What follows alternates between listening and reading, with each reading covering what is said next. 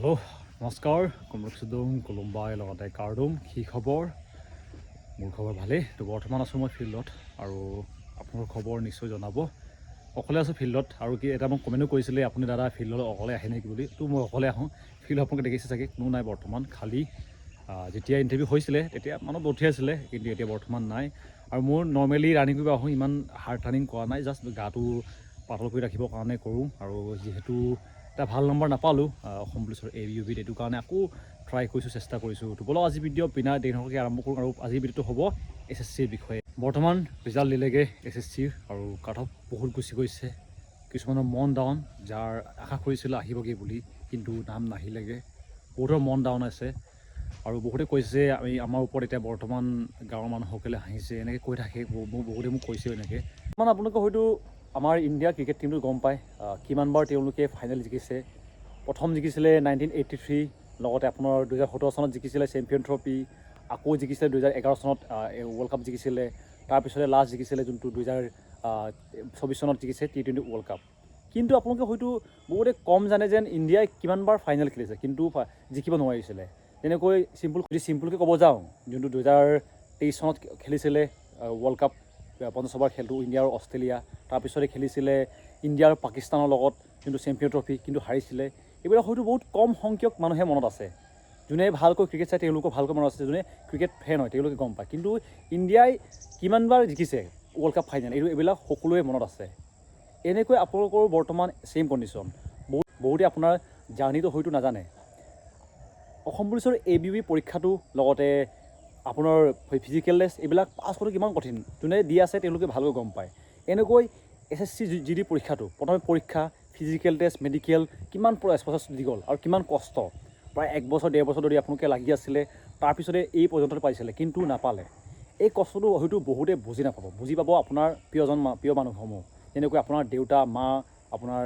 ভাল বন্ধু এইবিলাক তেওঁলোকে আপোনাৰ কষ্টটো বুজি পায় তেওঁলোকে ভাল পালেই হ'ল বাকীকেইটা যি কৈছে কি কোৱা নাই মোক বহুতে কৈছে আমাৰ ওপৰত বহুতে হাঁহিছে বোলে তইতো চাকৰি পোৱা আছিলি পাম বুলি কৈছিলি এতিয়া নাপালি হয় নাপালোঁ কি হ'ল যোনকেইটা কৈছে এইবিলাক এই যোনটো পৰীক্ষাটো পাছ কৰিছিলে না SSC পৰীক্ষাটো কিমান কঠিন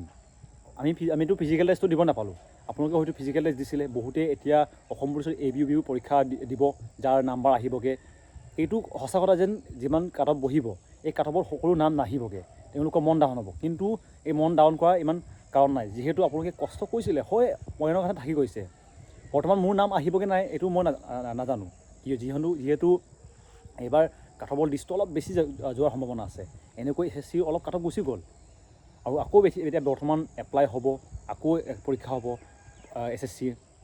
ফেব্ৰুৱাৰী 4 পৰা আকৌ আছে যোনে পৰীক্ষা ভাল নম্বৰ পাইছিলে আৰু নাম নাহিলেগৈ তেওঁলোকে আকৌ চেষ্টা কৰিব লাগিব উপায় নাই যদি যোৱা কথাৰ কাৰণে আপুনি আহিবলগীয়া দিনটো বেয়া কৰি দিয়ে আপোনাৰ ভুল হ'ব এইটো বৰ্তমান যি হ'ল আৰু আপোনাৰ হাতত এতিয়া বৰ্তমান নাই আপোনাৰ ওচৰত এতিয়া যোনটো আহিবলগীয়া দিন আছে এইটো ভালকৈ কৰিলেই হ'ল যেনেকৈ মই আপোনালোকক বাৰে বাৰে কওঁ যেন পাৰ হৈ যোৱা দিনটোৰ কাৰণে আহিবলগীয়া দিনটো কেতিয়াও বেয়া কৰিব নালাগে SSC GDৰ আকৌ পৰীক্ষা হ'ব হয়তো আপোনালোকে নটিচটো পালে হ'লেও ডেটকেইটা কৰিছোঁ ডেট কেতিয়া হ'ব তো আপোনালোকৰ GD পৰীক্ষাটো হ'বগৈ 4 ফেব্ৰুৱাৰীৰ পৰা আৰম্ভ হৈ যাব 4, 5, 6, 7, 8, 9, 10 এইবিলাকৰ পৰা আৰম্ভ হ'ব স্ক্ৰীনত আপোনালোকৰ ওলাইছে ফেব্ৰুৱাৰী মাহৰ পৰা পৰীক্ষা আৰম্ভ হৈ যাব আপোনালোকে দেখিব 4, 5, 6, 7, 8 এই লগতে প্ৰায় 25 ফেব্ৰুৱাৰীলৈকে পৰীক্ষা হ'ব SSC GDৰ আকৌ ভেকেঞ্চি আহিব যাৰ ভাল নম্বৰ নাহিলে তেওঁলোকেতো আকৌ লাগিব আৰু যাৰ বয়স হোৱা নাই তেওঁলোকৰ কাৰণে ভাল হ'ব যেন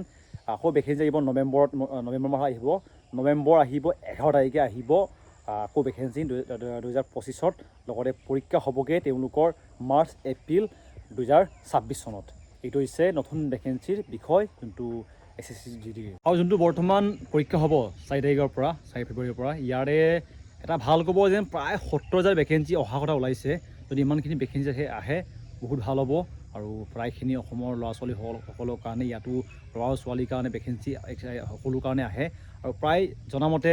4,000 নে 3,000 ভেকেঞ্চি আহিব আমাৰ অকল অসমৰ কাৰণে এইটো কাৰণে অল দ্য বেষ্ট সকলোলৈ ময়ো পৰীক্ষা দিম এইবাৰ আৰু চেষ্টা কৰিম। আৰু কিন্তু মই প্ৰথমে কৈছোঁ যেন মোৰ SSC পৰীক্ষাটো অলপ মোৰ কাৰণে কঠিন হয়। মই যোৱাবাৰো দিছোঁ কিন্তু বহুত কম নম্বৰ পাইছোঁ। মই যোৱাবাৰ পাইছিলোঁ প্ৰায় 46 মান পাইছিলোঁ। মানে SSC আটাইতকৈ মোৰ উইক পইণ্ট হয় মানে পৰীক্ষাটো। অকল অসম পুলিচটো ভালকৈ দিব পাৰোঁ, বাকীকেইটা মই ইমান